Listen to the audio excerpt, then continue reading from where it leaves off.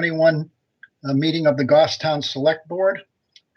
Our 6 o'clock has come, so I'm going to call the meeting to order and begin with a Pledge of Allegiance. I pledge allegiance to the flag of the United States of America and to the republic for which it stands, one nation, under God, indivisible, with liberty and justice for all. Thank you. Now I need to read some of the ground rules for the right to know law meeting checklist for tonight's meeting. As chair of the Goffstown Select Board, due to the COVID-19 outbreak and in accordance with Governor Sununu's emergency order number 12, pursuant to Executive Order 2020-04, this board is authorized to meet electronically. Please note that there's no physical location to observe and listen contemporaneously to the meeting, which was authorized pursuant to the governor's emergency order. However, in accordance with the emergency order, this is confirmed that we are doing several things. A, providing public access to meeting by telephone with additional access possibilities by video or other electronic means. The town is utilizing the Microsoft Teams platform for this electronic meeting. The public has access to contemporaneously listen and, if necessary, participate in this meeting by dialing the following telephone number: area code 603-766-5646, and using the participate code 785 followed by the pound sign. Item B, providing public notice of the necessary information for accessing the meeting. The town previously gave notice to the public on how to access the meeting using the available telephone number with the posted agenda. Item C, providing a mechanism for the public to alert the public body during the meeting if there are problems with access. If anyone has a problem with telephone access, please call 603-384-3624 for assistance. And D, adjourning the meeting if the public is unable to access the meeting. In the event the public is unable to access the meeting, we will adjourn the meeting and have it rescheduled at that time. Please note that all votes taken during this meeting shall be done by roll call vote. So let's start the meeting by taking a roll call of attendance. When each member states their presence, please also state whether there is anyone in the room with you during this meeting, which is required under the right to know law. This is Collis Adams. I am alone in the room tonight. There's no one with me. Kelly? Kelly Boyer, no one in the room with me. Thank you. Peter?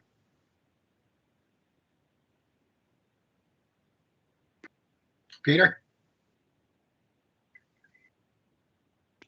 Peter? Yeah, Peter Georgiantis, no one's in the room with me. Okay, thanks, Pete. And let's see, Mark? Mark LeMay, present. Nobody in the room with me. Thank you. And finally, Chet? Chet Bowen, I'm the only one in the room. Thank you. Okay, the first item on our agenda tonight is the acceptance and correction of minutes. We have both public and non-public minutes from the meeting of January 18th, 2020. Make a motion to accept the minutes as printed for the January 20 and public and non-public. Yeah, it's January 18th. Yep, 2020. Sorry, January 18. Thank you. Motion made by Peter. I'll second it. Second by Chet. Any discussion on that motion? And then I'll call the roll. I vote yes. Kelly? Yes. Peter? Yes. Mark? Yes, sir. And Chet? Yes. Thank you. The motion passes 5-0-0. Next, we have public announcements. I have a couple. The first one is about town and school candidate filing period. This is a reminder to residents interested in running to serve as an elected town or school district official. The candidate filing period is now open. Candidate filing can be done at the town clerk's office during regular town hall business hours, which are Monday through Friday, 8 a.m. to 4 p.m. The candidate filing period ends this coming Friday, January 29th at 5 p.m. Please note that candidates filing on the last filing day, which is January 29th, 2021, must appear in person. The current candidate openings are listed on the town's website. The list can be found by clicking on the elections info on the homepage and looking under the town clerk's 2021 election information. The next announcement is relative to school district and town deliberative sessions. A reminder to residents that both the school district and the town will hold their respective deliberative sessions. The school district's deliberative session is Saturday, January 30th at 10 a.m. at the Goffstown High School Gymnasium. A snow date, if needed, is planned for Monday, February 1st at 7 p.m. And the town's deliberative session is scheduled for Tuesday, February 2nd at 7 p.m. at the Goffstown High School Gymnasium. A snow date, if needed, is planned for Thursday, February 4th at 7 p.m. The deliberative sessions are the first half of the annual town meeting. The warrant articles will be explained, discussed, and may be amended at these deliberative sessions. The sessions will determine the wording for the articles as they will appear on the ballots, which will be voted upon during the second session on Tuesday, March 9th, 2021, which is the day that everyone votes. I don't have any other announcements. Do other members of the board have announcements they'd care to share? All right, seeing none, we'll move along on the agenda. Next, I believe we have the police chief. Yeah, we have a police chief. Hi, chief. How are you this evening? I'm doing well, thanks, Mr. Chair. Here to present some highway safety and to ask you guys a quick question regarding it. So we met. Excuse me one moment, Chief. Collis, you skipped over public comment. Is it past 6:10 already? Well, That's 6:10 right now. Okay. Yeah, it is 6:10. So it's the opportunity for our first public comment. Is there anyone joining us who'd make a comment? Now is the time to do that. Derek, do you see anybody on the phone? No, there is nobody on the telephone for public comment. Okay, so we have nobody here for the 6:10 public comment. There will be a second opportunity for public comment later on in the meeting. So we'll get back to you, Chief. And again, good evening. Thank you, I'm back. Yes. So we're gonna just go over real quick the highway safety. This first quarter, we talked about only one came in. It was about Juniper Drive. There was a request for their neighborhood and their road to be reduced from to a 25-mile-an-hour speed limit sign. The Highway Safety Committee got together, talked about it, as well as several of their residents called to have a conversation with us regarding this 25-mile-an-hour sign. It's a dead-end street, for those of you who don't know, and there was some data there that we did as a police department to kind of look at this, but there wasn't enough to definitively say that right now there needs to be a sign. So what we did was we suggested that we put it with the town-wide's kind of look for all the neighborhoods that we've been suggesting for the last couple of months. But we've been having a problem because we need to have, Adam was looking at getting the interns to pull that data to see which neighborhoods all kind of were similar in nature that we could present to the board and kind of say, hey, look, we have kind of an inquiry from our community that these neighborhoods should be a 25-mile-an-hour sign. We kind of wanted to do it as a holistic approach rather than, kind of go onesies and twosies. The problem was obviously last year, COVID, we didn't have any interns for the DPW. So we're working towards getting that done. The question I have for the board, I guess I should have you guys take a vote on this, but we were basically, the recommendation was to put this all into the town-wide assessment rather than doing it right now. So that's what we recommended. Yeah, I guess that I should ask makes you the sense, questions Chief, after. rather than take them, one or two at a time here and there to look at them, take them all in one fell swoop and consider them, as we had talked about, I think at a prior meeting. I'll make Mr. a Chair? motion that we have the safety committee take a look town-wide at speed limits on some of these rural roads or in neighborhood roads. Okay, thank you, Peter. Motion by Peter. I'll second that. It's a second by Mark. Is there any discussion on the motion? Yes, Mr. Chair, I have a question. Yes, Kelly, please. Thank you. Chief, I know we had talked in the past, we had kind of gotten an influx of requests to drop speed limits to 25 miles an hour, which, as we know, is kind of the standard for a school zone and things of that nature. And we never, in the past, had never really had criteria for, how or why we would make that decision other than a recommendation from Highway Safety and a vote from the board.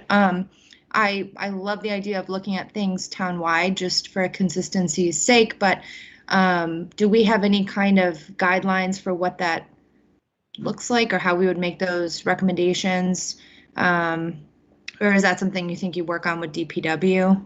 Yeah, that's definitely what I need to kind of hash out with DPW as a highway safety committee, because I pulled some data from 2005 to now, and we've only had a total of 21 requests, and out of those for lower the speed limit signs in the neighborhoods, and out of that, only 12 of them were recommended, and out of those 12, only 3 were dead ends. So there's no, I guess, rhyme or reason of how these different ones were recommended or not recommended. Some are some different various reasons, but I guess that's kind of the thing that I want to kind of hash out with DPW and maybe see what the board wants to do at some point. But because, you know, some roads are wider than others, some have sidewalks, some have more, you know, pedestrians than others, and if we you know, some in this request have been requested 3 or 4 times and have been not recommended each year. So Right. To answer your question, there's no specific guideline to my knowledge, unless Adam can jump in and say that there's some kind of highway safety NHTSA thing. But Right, yeah, I know that's there's something some that baselines, some recommended baselines and things like that we can work from, but I just don't know if we've ever kind of quantified that before. I do see Adam has his hand up. Yeah, so- Adam has his hand up. Yeah, Adam, why don't you weigh in on this, please? Hey, folks. The one thing I can say is that our planning subdivision regulations do have a little bit of guidance on these neighborhood streets. These, I think, in the subdivision regs, they're called low volume, and I think it's called low volume and neighborhood. There's a table with kind of the 3, the main and the arterial, and then these lower volume side roads. And the assumed speed for that type of street is, it says 25 to 30 miles an hour. Of course, without any other posting townwide, we're at 35 miles an hour. So certainly, just based on the subdivision regs, we would be able to look at these lower volume roads, and we can give you that breakdown of, you know, it doesn't take too many counts per day until you get up into an arterial road. So it's pretty cut and dry which are lower volume roads. We could at the very least say all those ought to be, you know, or based on the planning regs, 30 or below. So there's kind of that step that we could take that intermediate piece.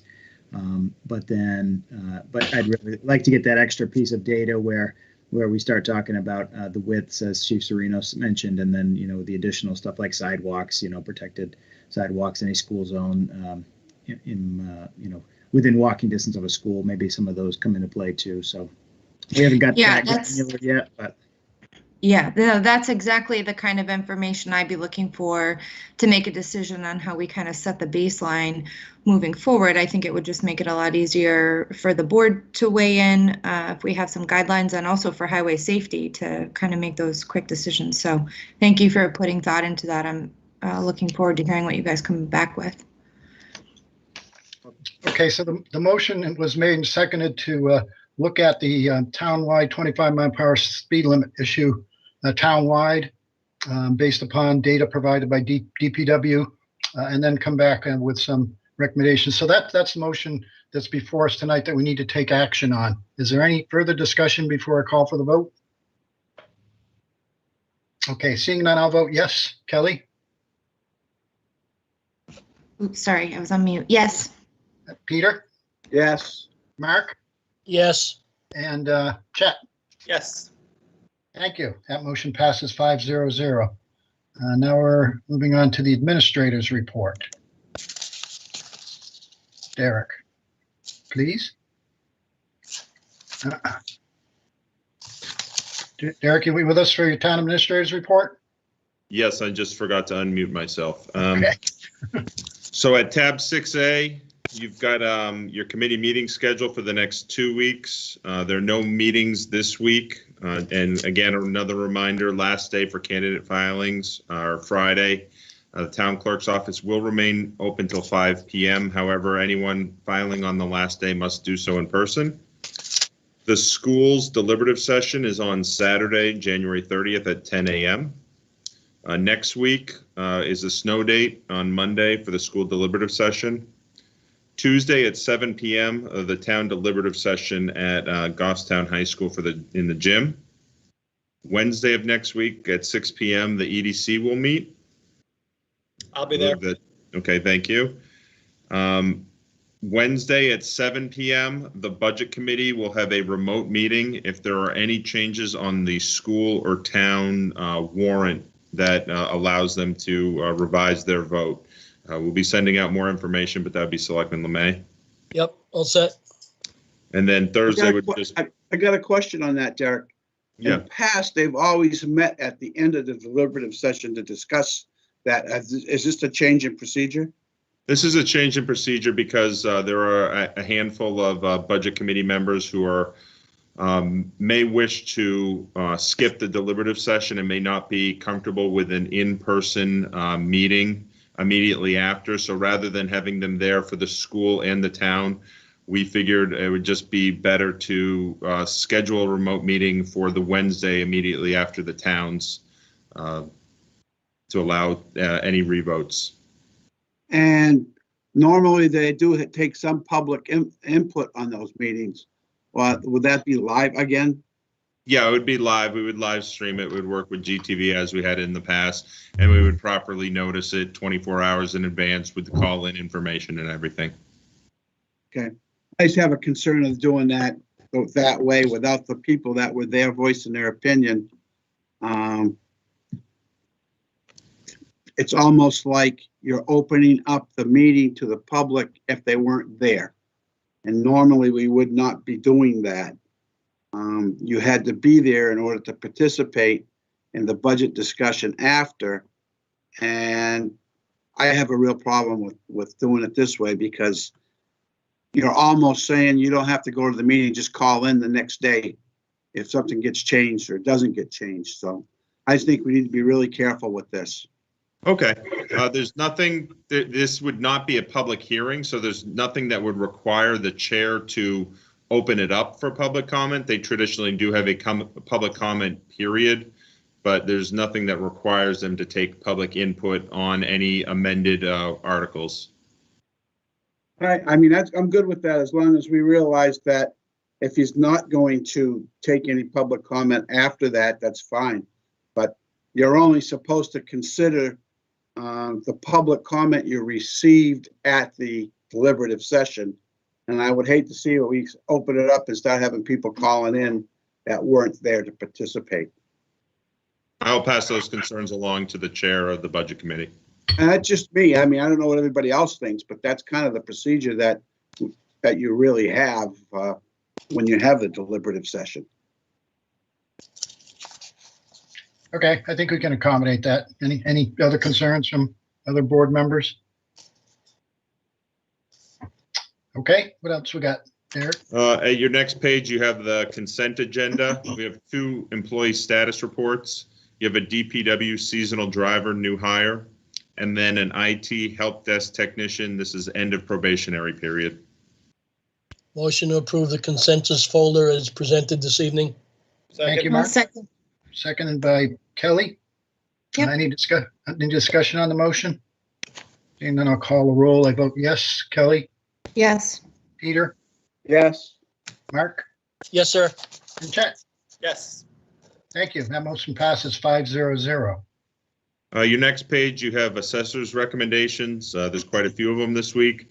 You have solar exemptions for map 17, lot 204, map 15, lot 92, map 39, lot 7, map 3, lot 59-27. You have veterans tax credits on map 38, lot 54, map 19, lot 56A-2, map 9, lot 95A, map 3, lot 65J-6, map 6, lot 17B-24, map 8, lot 48-24, map 9, lot 36-7-22, map 9, lot 36-7-18, map 6, lot 22-17, map 24, lot 80, map 9, lot 4-49, map 8, lot 39. You have 1 all veterans tax credit on map 9, lot 36-7-1. And then you have veterans tax credit and tax credit for service-connected total disability on map 6, lot 65-2, and map 6, lot 62A. Motion to approve the assessor's recommendation as presented. Thank you, Peter. Motion by Peter, I'll second. seconded by Kelly. Any discussion on the motion? Seeing none, I'll call a roll. I vote yes. Kelly? Yes. Peter? Yes, yes, Mark? Yes, sir. Chet? Yes. Thank you. Motion passes 500. At tab 6D, you have a request from the New Hampshire Forest Protection Bureau. They're requesting the town's recommendation for the appointment of forest fire warden. This would be for Fire Chief Brian Allard. Make a motion to accept the Forest Fire Warden's appointment as recommended for Chief Brian Allard. second, Thank you. Motion by Mark and a second by Peter. Any discussion on that motion? I'll call a roll. I vote yes. Kelly? Yes. Peter? yes, Mark? Yes, sir. And Chet? Yes. Thank you. That motion passes 500. At tab 6E, you have a budget transfer request from the finance director. This is for the reassignment and transfer of funds to reflect the use of for the cash out of health insurance by employees. We do this on a quarterly basis, and basically those savings from the insurance line go to the different department wage lines as was paid out. I'd like to approve the budget transfer request for the reallocation of $49,082.01 from insurance benefits to the various wage lines as presented. Thank you, Peter. Second that. Second. Second by I'll Chet. second. I heard Chet. Second by Chet. Any discussion on the motion? Seeing none, I'll call a roll. I vote yes. Kelly? Yes. Peter?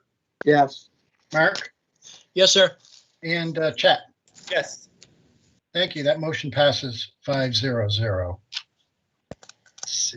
At tab 6F, you have in your packet a memo from the finance director, Danielle. This is regarding the 2019 auditor's report, and I'll turn it over to Danielle to present that.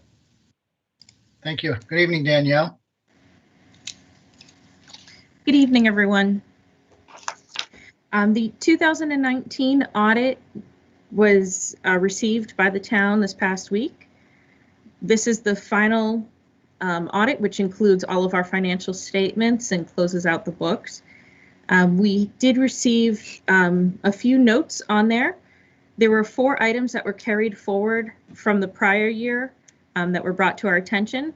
Of those, 3 of them were considered to be finalized, and the last item that they've brought to our attention was the item that the auditors would like us to continue, and that is the discussion of the capital assets.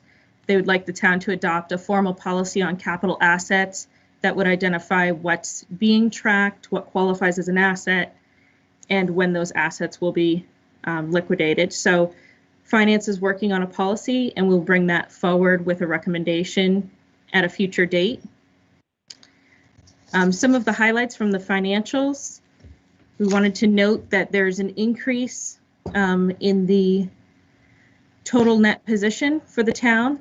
That increase is $1,111,255 from last year. The net position was most impacted in 2019 due to the calculation and investment in the town's capital assets. At the end of 2019, the unassigned fund balance, as audited, was $6,942,306, which is an increase of only $123,372 from the prior year.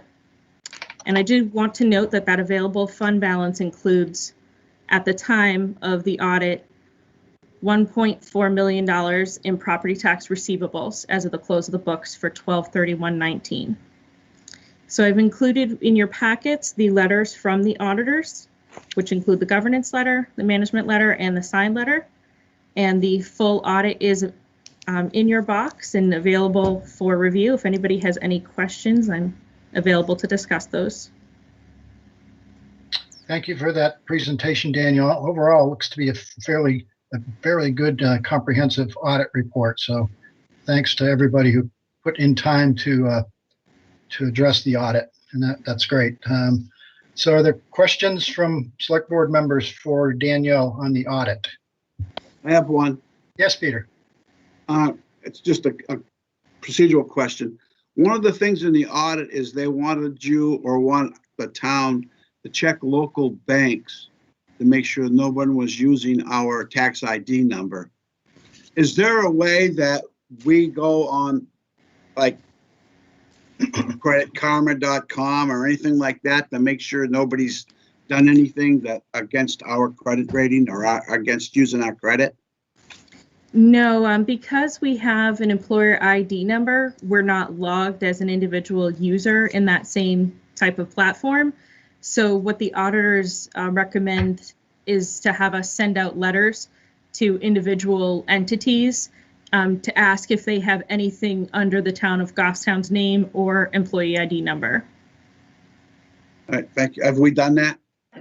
That's something that we are doing with the banks, and we kind of cast out a net of a general radius to see how many people we reach out to. But as you can imagine, with the online components and vendors being across the nation, we can't reach everybody in a single year. All right, thank you. Any other questions for Danielle? Thank you, Danielle. All right, thank you. I don't believe we need to take action, do we, Derek? No, there's no action that needs to be taken on that. Right. Okay, thank you. And then the final item I have in the town administrator's report is at tab 6G. Last week, the Village Piscataquag River Pedestrian Bridge Ad Hoc Committee met for the third time. They have had presentations and done a bit of research on the feasibility of putting a pedestrian bridge at that location. But they are requesting again, this is an ad hoc committee that does not have a formal budget. They are requesting funds to contract with one of the town's third-party engineering firms, specifically asking to work with Hoyle Tanner. I've talked with their engineers on a couple of occasions, and what would go into seeing whether or not the existing block abutments that are there now, if it would be feasible to use those, if they're structurally sound enough to hold a pedestrian bridge, as it were. The cost is estimated at $2,000, and I've indicated in your packet where the select board could authorize that. Again, I think the consulting services under admin could be hit for that, but the ad hoc committee is requesting that the select board authorize that feasibility study, as well as to have the engineers present their findings to the ad hoc committee. Thank you, Derek. Questions from board members? Shouldn't this have been put on the? Question. I'm sorry. Go ahead, Kelly. Go ahead. Thank you. So I just want to kind of summarize what's going on with this committee. In the past, we would have received kind of an update of what was going on, and money would be put in a budget on a ballot to expend anything for this kind of project. And I'm just wondering where the committee sits and why we're just requesting money now, if it would come out of this budget year or next budget year, and why we're not expending that line as it is. So Derek, can you give us a little more background on what's going on with this? Yeah, so the ad hoc committee had their formation meeting approximately 1 week before Thanksgiving. I believe it was November 17th. And that was simply to select a chairman, review the charter, They met again in December and then last week in January. So they have begun the process of following the select board's charter of what was charged of them to see, how feasible it is to put a bridge there, but also some funding mechanisms.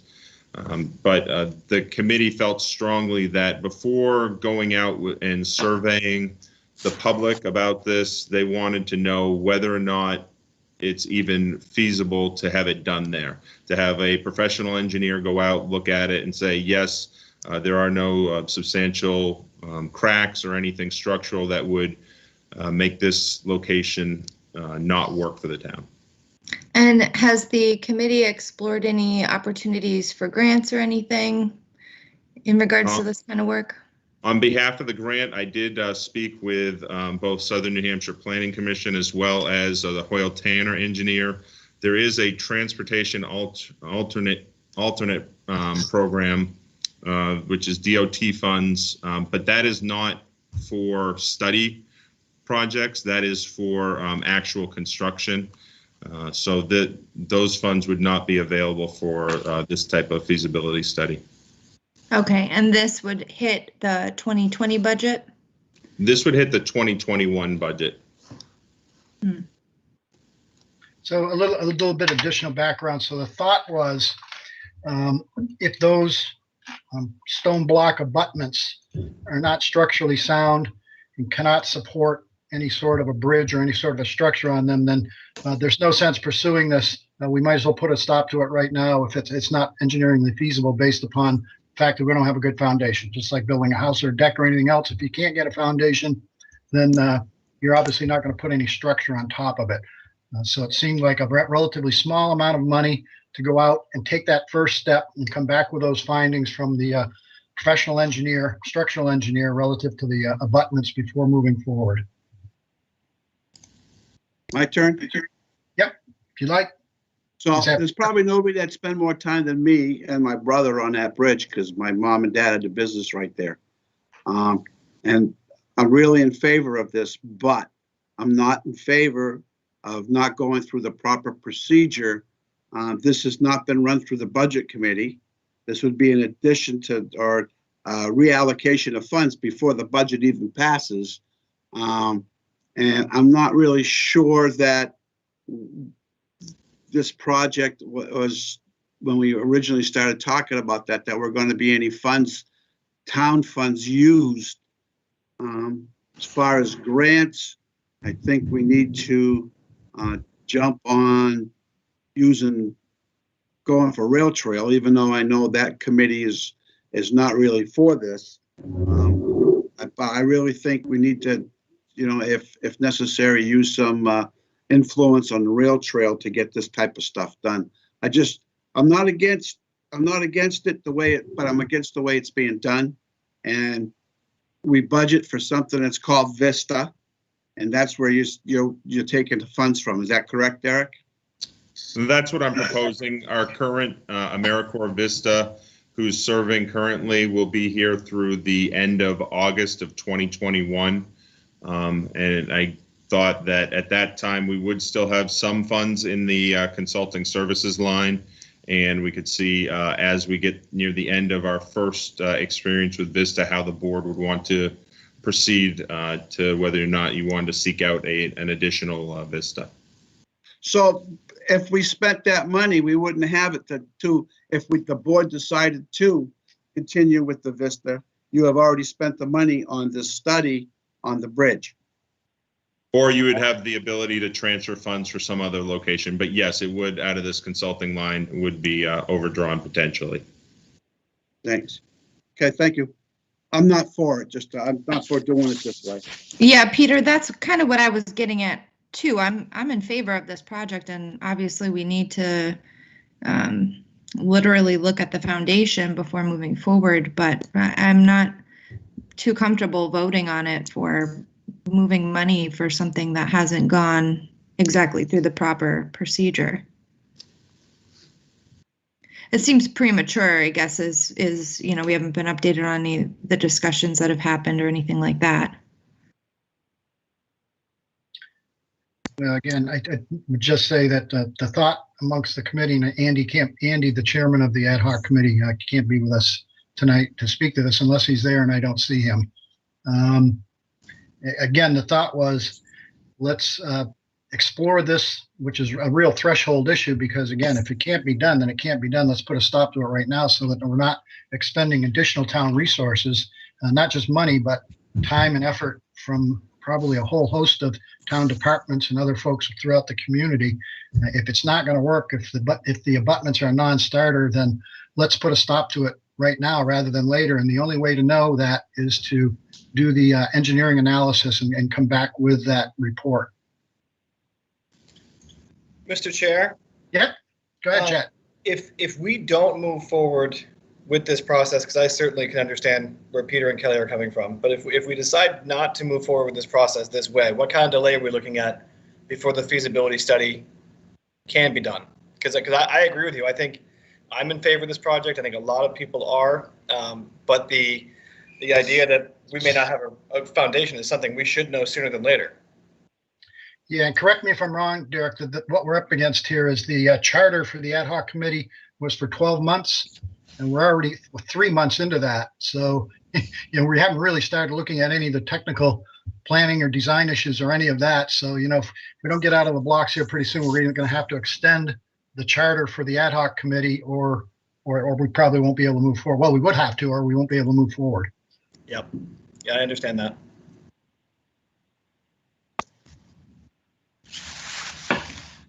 Anybody else, please?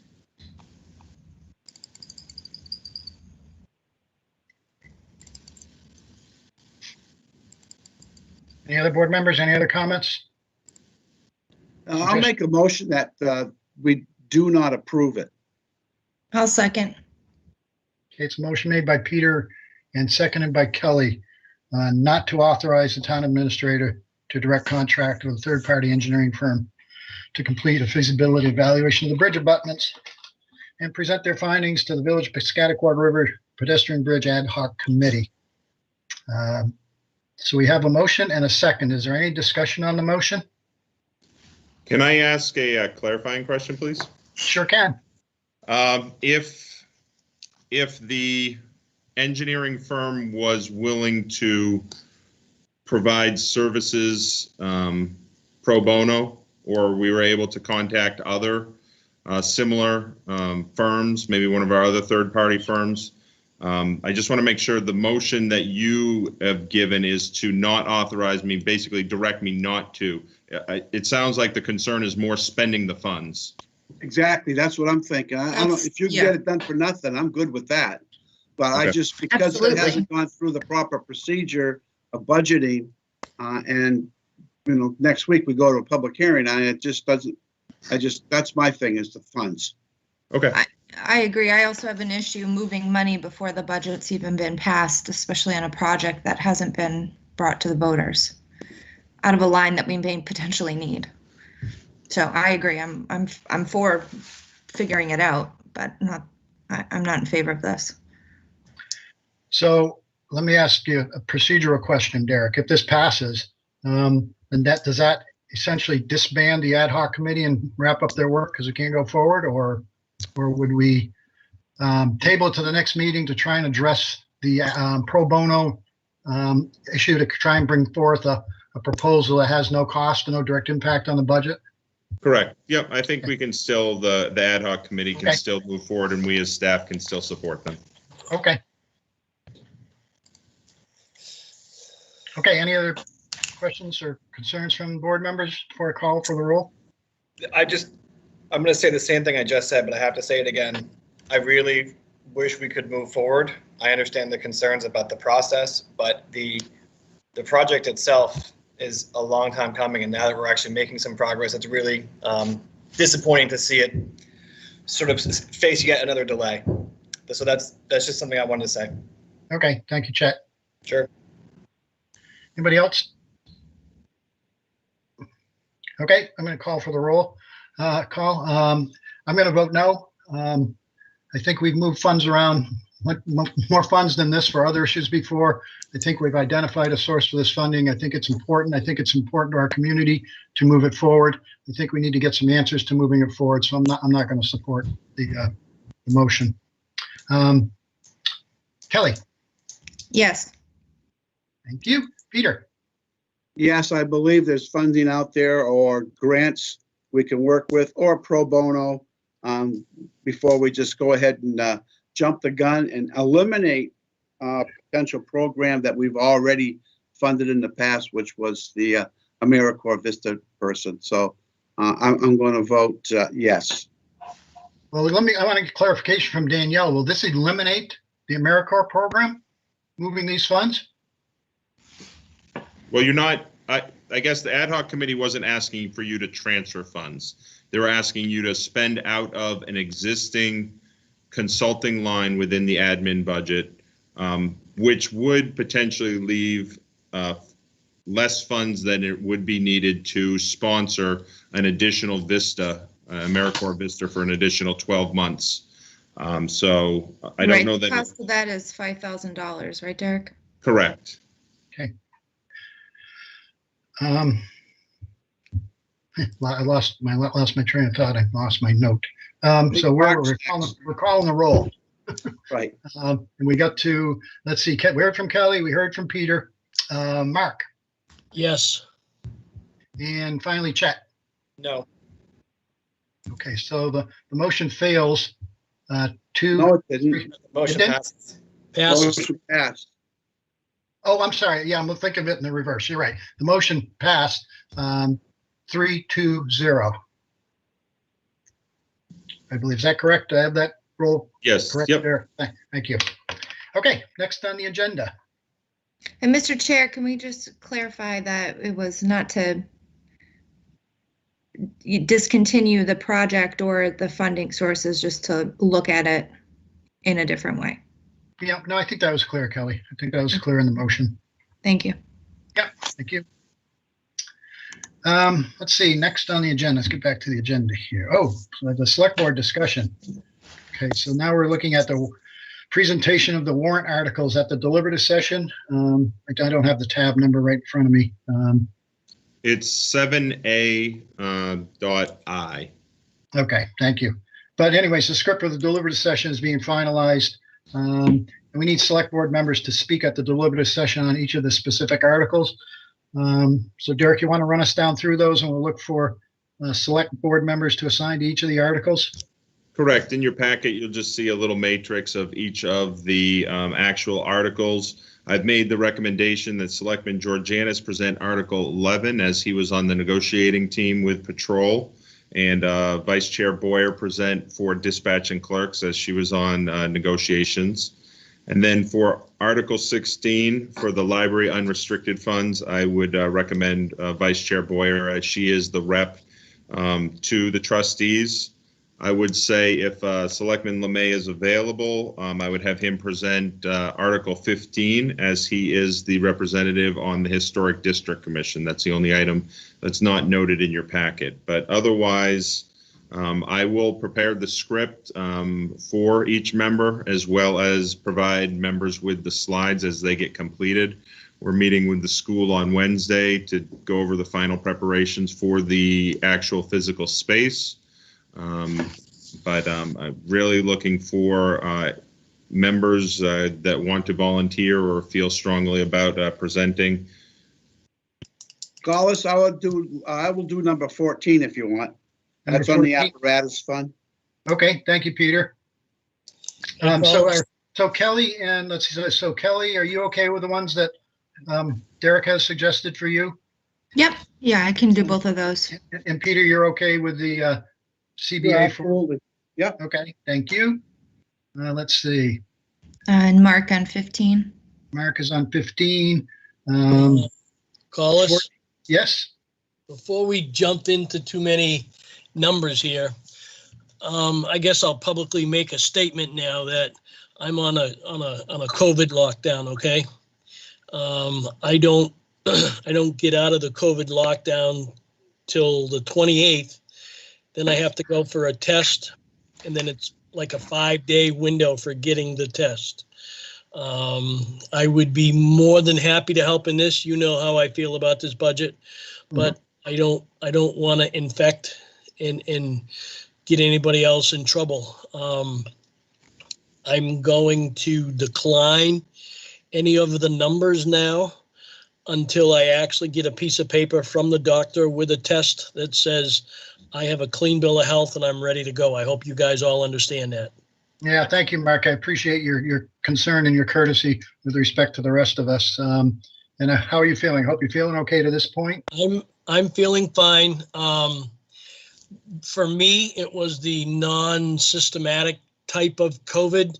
My wife had the entire gamut of the COVID-19. For me, the only thing I got was a little cold. No fever, no nothing. My first test came back negative. Second test, the 5-day test, came back positive.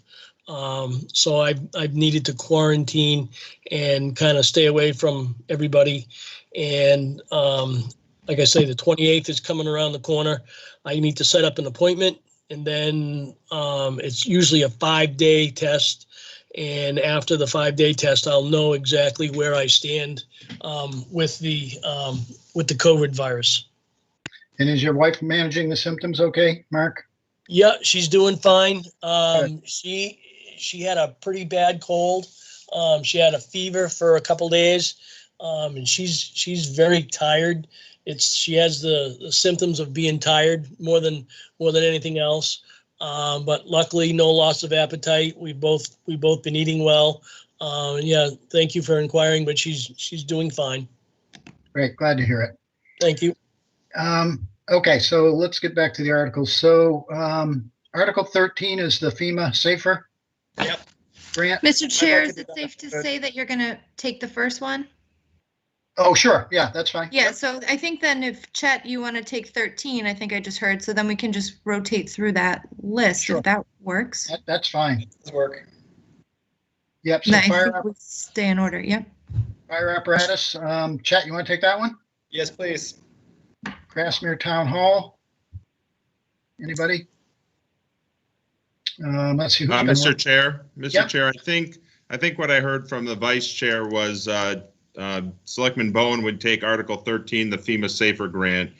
Selectman Georgianis had already said he'd like to do 14. Oh, you're right. Yep. I see my note. And then we can just kind of get back to a little bit of a rotation, and we could have Collis, if you'd take 15 for Grassmere Town Hall. That is fine.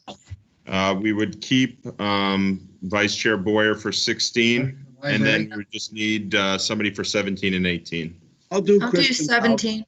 Oh, okay, go ahead, Peter. I'll do Peter's Kristen. taking 17, and Kelly, you want to take Main Street? Yeah, is that even? Chet, do you need another one?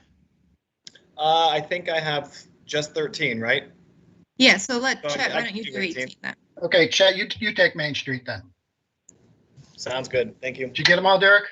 I do, yes. Yep. Okay. Thank you. Okay. And that's a Thank good you for- EDC tie-in, Chet, for you. Yes, it Yeah, is. thanks for jumping in on those, folks. Actually, not a real heavy lift this year. Okay, that wraps up that item. That brings us down to old business, the action matrix. Old business. We're still carrying forward the personnel plan and policies. I assume we're just going to continue to work on that and carry that forward, Derek? Yes, yep. As I'll well have as a plan in place to present to you in February. Okay, and same with the communication strategy, I assume? Yep. Okay. And down to town vehicles and equipment. So we've got engine 2, we've got rust on the frame rails. It's out for 2 weeks. Is that still, Adam, are you with us? Is that still, I'm sorry, Chief Allard, is that still right? Or Derek, can you tell her we still on schedule that 2 weeks? We are still on schedules, Mr. Chairman. Okay. And then DPW, the curbside recycling truck, got a cracked engine head, still under warranty. Anything on that, Adam, if you're with us?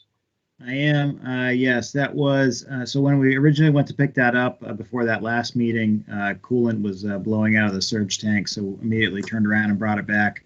They informed us on Friday their Peterbilt USA rep had come up, inspected, recommended they flush the entire system again and refill coolant levels, and to take it back and run it. They tested it and it was running okay, so we picked it up Friday, put it back into service tomorrow with curbside. So stay tuned, and I'll tell you how this next chapter goes. If we have any more engine-related issues, I probably want to talk to you folks, maybe in non-public if we can, and go from there. But we'll see how this last fix goes. Okay, thanks, Adam. Any questions from board members on the action matrix items? All right, seeing none, last item in our public session is our second public comment opportunity. It's our second and final opportunity for members of the public to comment. Is there anybody there, Derek, who'd like to comment? No, there's nobody on the telephone. Collins, I'd like to bring something up if I could. Sure, absolutely. Okay. Recently, there's been some talk, and I don't know if we could possibly get the sewer commission or somebody from the sewer commission to come in and speak to us about their proposal to increase the sewer fees for the restaurants that have outside seating. My problem with that is I've asked a few people if their rates went down where they've been reduced, and they haven't. And now I think we need to help protect our businesses.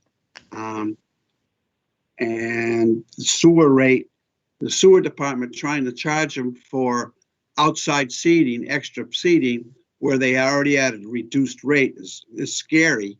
I don't know if Chet can relay a message if the board wants to send a message to him that, I don't think it's right. But that's my own opinion. I'd be more than happy to do that, Peter. I'm 100% in agreement with you.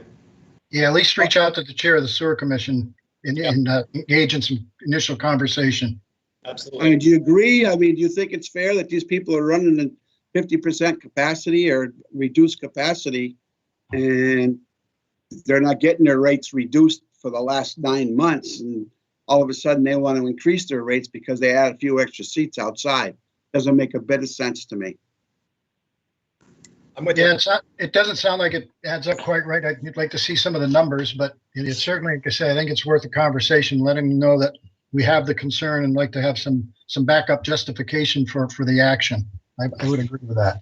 Yeah, I also wonder if the occupancy numbers changed officially and what that looks like. They have an occupancy certificate. If the overall seats, I mean, that's on paper. Yep. You know what I'm getting at, Peter, right? It's the but same concept.